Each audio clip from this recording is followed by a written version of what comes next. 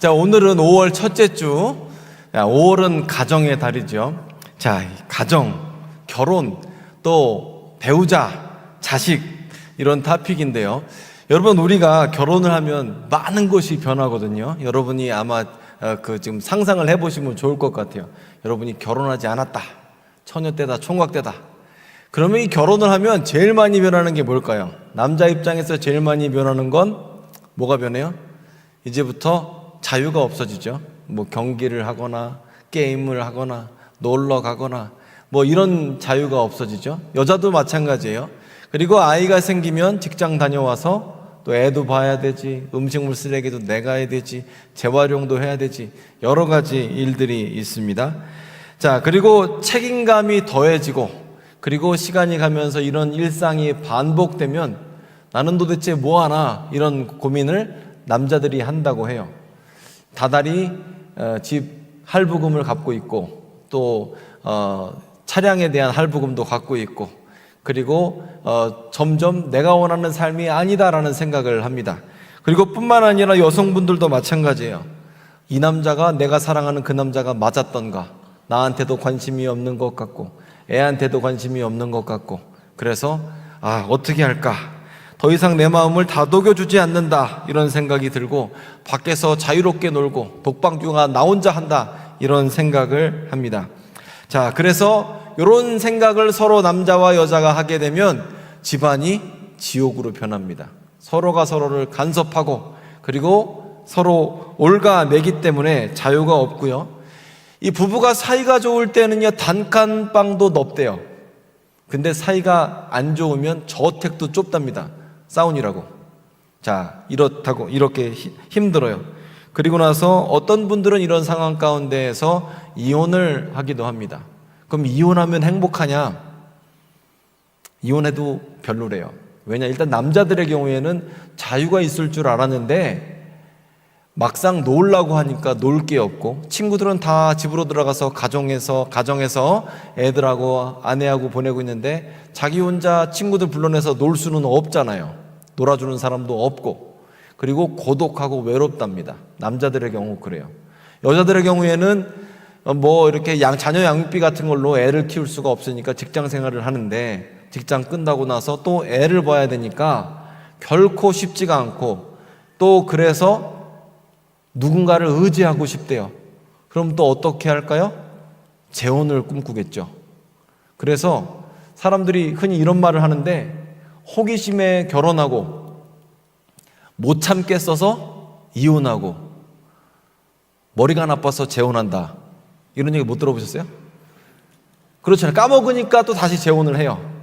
자, 근데 제가 지금 드린 말은요, 제가 한 말이 아니라 이혼 변호사들이 하는 말입니다. 그리고 심지어 제가 드린 말은요, 한국 변호사, 미국 변호사 똑같이 그래요. 그러니까 한국 변호사가 하는 말이나 미국 사람이 하는 얘기나 똑같은 거예요. 특별하게 유책이 있어서 누군가 뭐 바람을 폈거나 도박을 했거나 특별한 일이 없은다면 이런 비슷한 과정으로 이혼하고 후회하고 재혼하는 것을 한다고 합니다. 자, 가정의 달인데요. 여러분 가정은 어떠십니까? 여러분 가정은 하나님이 원하시는 가정을 꿈꾸고 그렇게 추구하고 계십니까? 여러분의 결혼 생활은 어떻습니까? 요즘은 젊은 사람들은요, 결혼이 과연 필요하는가? 내가 누군가를 과연 만나야 하는가? 선배들을 보니까, 부모님을 보니까 결혼하는 게 별로 좋아 보이지 않는다. 그래서 결혼 자체를 하지 않겠다. 누구를 만나지 않겠다. 그리고 애 때문에 저렇게 시간과 돈을 뺏겨야 하는데 과연 애를 낳을 필요가 있느냐? 이런 본질적인 질문을 합니다. 즉, 가정 형성, 가정 구성에 대해서 본질적인 질문을 합니다. 그런데 여러분, 세상에 어떤 그 과정과 문화와 어떤 이런 생각들이 있는 것과 관계없이, 여러분, 우리는 성경 말씀이 진리, 또 성경 말씀대로 살아가는 것이 인생의 행복이라고 믿는, 예수 믿는 사람들입니다. 그러니까 우리는 내 지혜로 사는 사람이 아니라 하나님께서 우리를 만드실 때에 그 원리대로 살아가는 사람들이다라는 거죠. 자, 이런 관점에서 우리 시편 127편 말씀을 같이 보았으면 좋겠어요. 먼저 시편 127편은 정확하게 따지면 가정에 대한 말씀은 아닙니다. 하지만 중요한 원리를 포함하고 있어요. 이 시편 127편, 128편은 성전에 올라갈 때 부르는 노래거든요. 성전에 올라갈 때. 그런데 성전에 올라갈 때 희한하게 가정, 그러니까 아내와 자녀들이 같이 올라갔다는 거예요. 그리고 시편 127편 1절부터 보면 여호와께서 집을 세우지 아니하시면 세우는 자의 수고가 헛되며 여호와께서 성을 지키지 아니하시면 파수꾼의 깨어 있음이 헛되도다. 너희가 일찍이 일어나고 늦게 누우며 수고의 떡을 먹음이 헛되도다. 이렇게 말하고 있습니다. 그러니까 열심히 일해요. 우리가 열심히 살지 않습니까? 계획을 세우고 살지 않습니까? 목표를 위해 달려가지 않습니까? 그런데 그렇게 해도 인생이 내 뜻대로 돼요? 인생 내 뜻대로 안 되잖아요. 저는 저희 집에 우리 교회에서 이제 퇴근할 때 집에 갈 때 보면 왼쪽에 테라타워가 있고 오른쪽에도 그 상가들이 많이 있어요. 요즘은 상가라고 안 하고 지식산업센터인가 뭐 이런 식으로 이름을 바꾸는데 아마 본질적인 성격은 상가나 지식산업센터나 똑같을 겁니다. 그런데 그 상가를 보면 너무 답답해요. 왜 답답하느냐 보면 공실이 너무 많더라고요. 물론 이 테라타워 쪽은 거의 입주가 됐다고 제가 들었는데 여기뿐만 아니라 위쪽 다산도요 공실이 너무 많아요. 뭐 어떤 상가는 50%가 공실이래요. 근데 그리고 테라타워 내에도 보면 안에 식당들이 너무너무 주인이 자주 바뀝니다. 왜 바뀌냐? 그만큼 장사하기가 힘든 거죠. 그런데 지식산업센터 분양받을 때 사람들은요 이런 생각을 해요. 내가 여기 투자해서 내 노후에 월세 받으면서 편안하게 살아야겠다. 그리고 내가 여기 투자해서 나중에 프리미엄 받고 팔아야겠다. 이런 생각을 하고 투자를 합니다. 근데 인생은 뜻대로 잘 안 되잖아요. 계획대로 잘 안 되잖아요. 우리 가운데서도 뭐 어디 부동산이든 어디 투자하신 분이 많을 텐데 참 이게 내 뜻대로 안 돼요. 지금 오늘 127편은 그 얘기를 하는 겁니다. 하나님께서 집을 세우지 아니하시면 집을 세우는 자의 수고가 헛되고 하나님께서 성을 지키지 아니하시면 파수꾼의 옛날 성경은 경성함이라고 했죠. 파수꾼이 열심히 지키는 게 의미가 없다라는 거예요. 그래서 아무것도 하지 말고 계획대로 세우지 말고 놀자라는 거니까 아닙니다. 우리가 인생에 최선을 다해도 옛날 말처럼 진인사 대천명이라고 하는 거죠. 인간이 끝까지 최선을 다한 다음에 하늘의 명을 기다리는 것처럼 인생이 행복하고 싶지만 행복이 저와 여러분의 노력에 따라 달려있는 것은 아닙니다. 정말 그래요.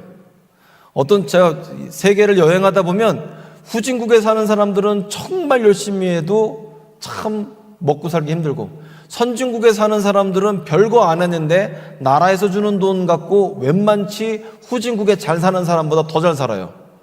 행복하고 이 땅 가운데 복을 누리는 것은 사실 내 노력도 필요하지만 내 노력이 전부는 아니다라는 거죠. 계속해서 말씀을 보면 이렇습니다. 그러므로 여호와께서 그의 사랑하시는 자에게 잠을 주시는도다. 이 구절은 우리가 너무 잘 아는 구절이죠. 그래서 누군가 졸고 있으면 하나님께서 너를 몹시 사랑하시나 보다 라고 이렇게 축복하잖아요. 근데 사실 그런 뜻은 아니고요. 이 성경 본문의 원래의 뜻은 하나님께서 누군가에게는 잠을 자는 동안에도 복을 주신다라는 뜻입니다. 그러니까 어떤 사람은 최선을 다해 노력을 하고 수고를 했는데도 복을 얻지 못하는 사람이 있는가 하면 어떤 사람은 잠을 자고 있는데도 잘 되는 거예요. 잠을 자고 있는 동안은 비트코인이 오르고 아멘. 잠을 자고 있는데 내 집값이 계속 올라요. 잠을 자고 있는데 우리 애가 합격했어요. 내가 인식하지도 못하는 사이에 내가 걱정해야 될 문제들이 이미 해결이 되어 버린 거죠. 이게 놀라운 은혜다라는 거예요. 그래서 시편 127편에서 말하고 있는 것은 무엇이냐면 인생이 참 행복하기 위해서 노력하지만 우리의 행복은 어디에 달린 것입니까? 우리의 행복은 하나님께 달렸다라는 거예요. 여러분, 그러면 하나님께서 우리에게 원하시는 삶이 무엇이냐라고 보면, 우리 가정 얘기를 먼저 집중적으로 보게 되면, 먼저 하나님은요, 인간을 만드시고, 창세기 2장에서 인간을 만드시고, 아담이 독처하는 것이 기쁘지 않으셨어요. 독처한다. 혼자 외롭게 쓸쓸하게 혼자 사는 게 좋아 보이지 않으셨답니다. 그래서 처음에 하나님께서는 많은 동물들을 지나가게 하셔서 다스리게 하셨죠. 하지만 동물들, 즉 애완견, 반려견, 반려묘는 우리의 외로움, 고독을 덜어줄 수 없습니다. 그리고 하나님께서 배우자 하와를 만드셨는데, 하와를 만드시고 아담이 너무나 기뻐서 내 뼈 중에 뼈요, 살 중에 살이다 라고 노래를 합니다. 이 창세기 2장에서 아담이 내 뼈 중에 뼈요, 살 중에 살이라는 거는요, 그 노래예요. 운율이 있는 그 노래입니다. 어쨌건 하나님께서는요, 인간이 혼자 외롭고 고독하게 있는 걸 원하지 않으시고, 배우자를 얻어 가정 기르기를 원하시고, 그리고 배우자를 얻어서 가정 가운데에서 하나님께서 복을 주셔서 자녀들을 주신다라는 거예요. 그리고 여러분, 이 얘기는 뭐냐면, 시편 117편에서 믿는 자들이 반드시 인정해야 되는 것이 뭐냐면, 인생이 내 뜻대로 안 되고 하나님 뜻대로 된다라는 거예요. 우리가 복 받고 싶지만 우리의 신앙은 하나님 의존적인, 하나님에 달려있다는 거지, 우리의 복이 내 노력에 달려있다라는 것은 아니다라는 거죠. 자, 그래서 우리는 인생을 살면서 반드시 유념해야 될 것은 뭐냐면, 내가 하나님의 기쁨이 되어야 되고 하나님이 나에게 복을 주셔야 복을 받고 이 땅을 살아가는 겁니다. 그래서 우리가 맨날 말씀드리지만, 복 받는 사람은 샘 부리면 안 돼요. 배 아파하면 안 돼요. 복 받는 사람 옆에 항상 여러분 옆에 있어야 됩니다. 복 받는 사람 옆에 있으면 항상 복 받고, 매 맞는 사람 옆에 있으면 같이 맞아요. 그렇기 때문에 복 받는 사람 옆에 있어야 복을 받는 거예요. 자, 그래서 오늘 본문을 계속해서 보게 되면, 하나님께서 그 사랑하시는 자에게 잠을 주시는도다. 3절, 보라, 자식들은 여호와의 기업이요 태의 열매는 그의 상급이로다. 젊은 자의 자식은 장사의 수중의 화살 같으니 이것이 그의 화살통에 가득한 자는 복되도다. 그들이 성문에서 그들의 원수와 담판할 때에 수치를 당하지 아니하리로다. 아멘. 자, 여기서 이 가정, 이 성전에 올라가면서 하나님을 찬양하는 사람은요, 지금 자식이 있고 그 자식들이 많을 때 그것이 하나님의 여호와의 기업이고 그것이 그 사람에게 복이 된다라고 말하고 있습니다. 여러분, 하나님께서는 우리가 혼자 사는 것이 아니라 배우자를 얻어서 같이 살고, 그리고 그 안에서 믿음의 가정 되기를 원하시고, 또 믿음으로 자녀를 양육하기를 원하십니다. 뿐만 아니라 가정은 축복의 통로, 또 복을 배우는, 또 용서와 은혜를 배우는, 사랑을 배우는 귀한 장소입니다. 그래서 우리는 가정에서 용서와 사랑을 배우죠. 그리고 우리가 우리 가정 내에서 자식이나 배우자를 용서할 때는 이 사람이 내 자식이니까 용서하는 거예요. 내 배우자니까 용서하는 거예요. 그 얼마나 잘못했는지를 따져서 용서하고 안 하고 문제가 아니라, 얘는 내 새끼니까 일단 용서하고 보는 겁니다. 마찬가지로 우리는 이런 원리 가운데 작은 하나님의 나라를 배우게 되고요, 용서와 사랑, 그리고 그 안에 있는 하나님의 사랑의 원리를 배우게 되는 거죠.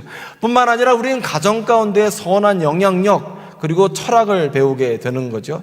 그래서 믿는 사람은 이 세상을 어떻게 살아가야 하는지를 배우는 곳이 바로 가정이기도 합니다.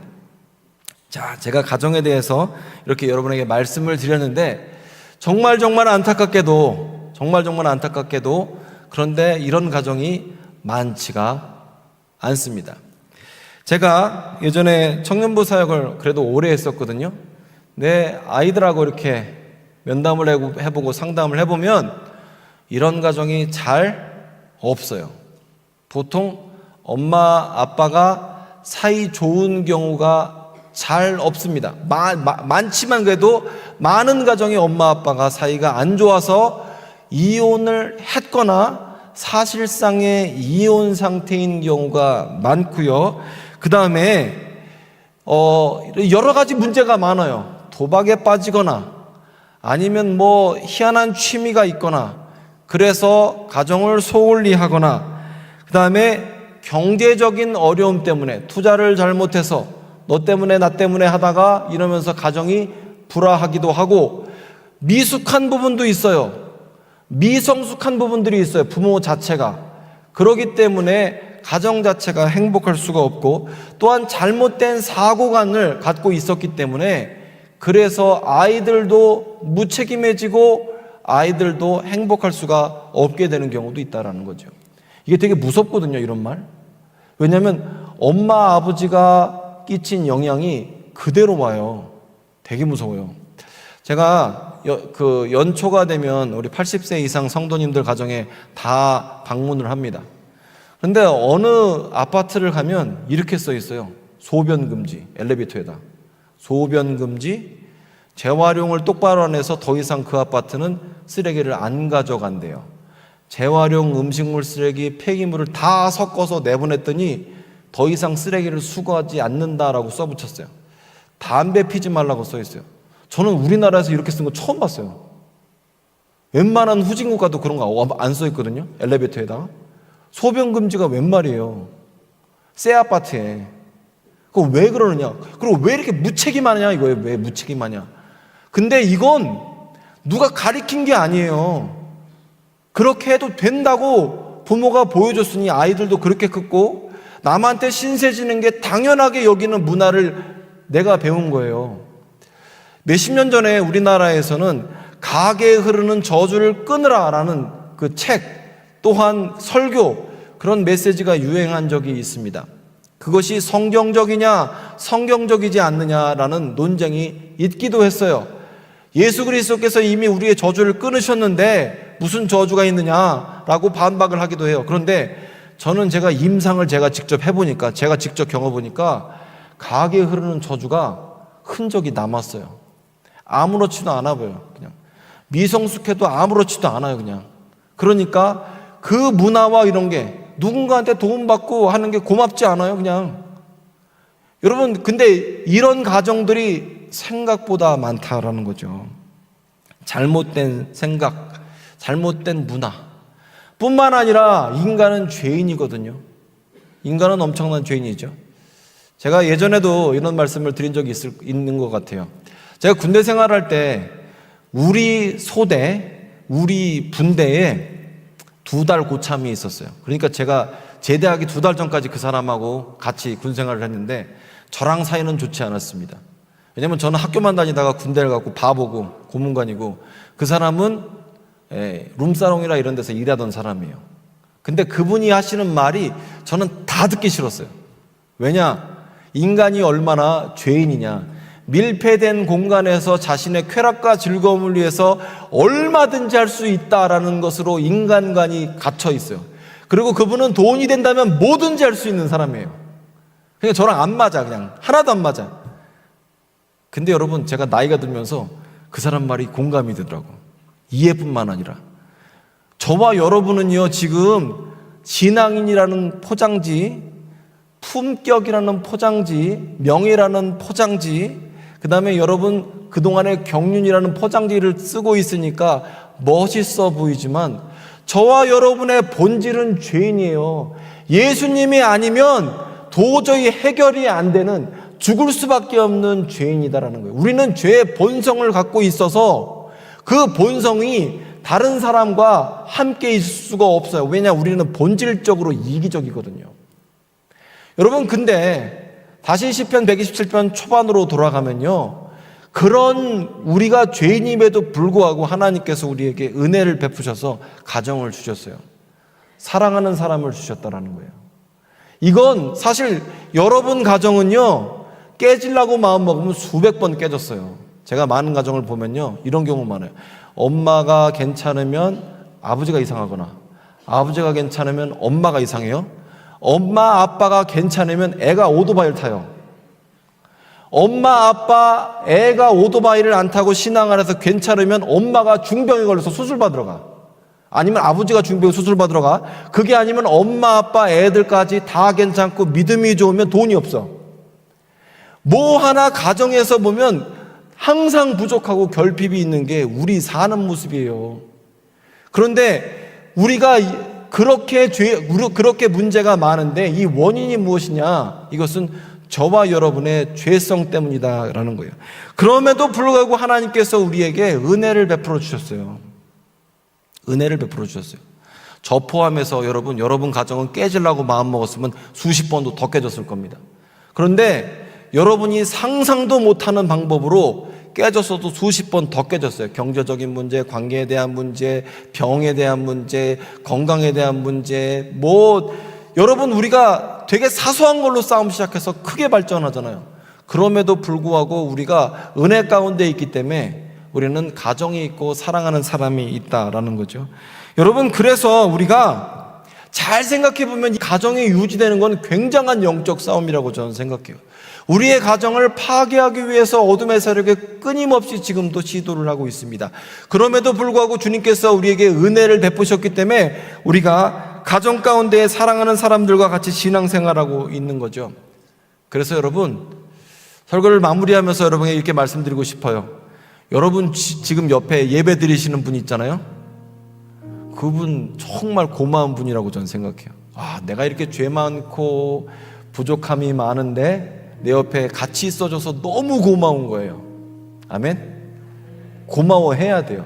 내 속성을 내가 알잖아요. 내가 얼마나 죄인인지 잘 알잖아요. 근데 그럼에도 불구하고 나랑 같이 살아주니까 얼마나 고맙습니까? 그리고 사실 혹시 이 자리에 배우자랑 같이 예배드리고 있다, 이거 진짜 축복이고요. 먼저 떠나는 경우 많거든요. 지금 요양원에 계시는 분들도 많아요. 그리고 또한 이 자리에 만약에 자녀랑 같이 예배를 드린다, 이건 진짜 할렐루야, 할렐루야. 자녀하고 같이 예배를 드리는 건 정말 흔하지 않아요. 그리고 만약에 이 자리에 부모님하고 예배를 드린다, 진짜 어떤 애들은요 평생 소원이 엄마 아버지하고 같이 예배 드리는 게 소원인 사람도 많아요. 여러분, 만약에 여러분이 그 중에 하나다, 우리는 얼마나 더 감사를 해야 하겠습니까? 그리고 혹시 여러분 가정에 어떤 결핍이 있으시다면 먼저 엎드려 기도하십시오. 먼저 아는 내가, 깨달은 내가 먼저 기도해야 하는 겁니다. 그리고 두 번째, 갈등이 있으시면 그 사람이 먼저 바뀌기보다 내가 먼저 섬겨야 됩니다. 이건 제가 하는 말이 아니라 변호사가 하는 말이에요. 근데 변호사가 하는 말이, 갈등이 있으면 먼저 섬기면, 먼저 행동으로 보이면 가정이 안 깨진대요. 이혼 변호사들 하는 말이. 근데 너무 성경적인 것 같아요. 여러분, 우리는 먼저 만달란트 탕감받은 사람들이에요. 먼저 하나님의 은혜를 깨달은 사람들이에요. 깨달은 우리가, 아는 내가 누군가를 섬긴다면, 배우자, 아이들, 부모님을 섬긴다면 하나님께서 우리를 축복의 통로로 삼으셔서 우리의 가정을 하나님이 원하시는 가정으로 변화시켜 주실 것입니다. 여러분 삶 가운데에서 하나님이 원하시는 가정이 되는 축복을 누리시기를 바랍니다. 그리고 여러분 옆에 있는 그분 너무너무 감사하며 사랑하며 사랑을 표현하는 또 귀한 가정 되기를 바랍니다. 기도하겠습니다.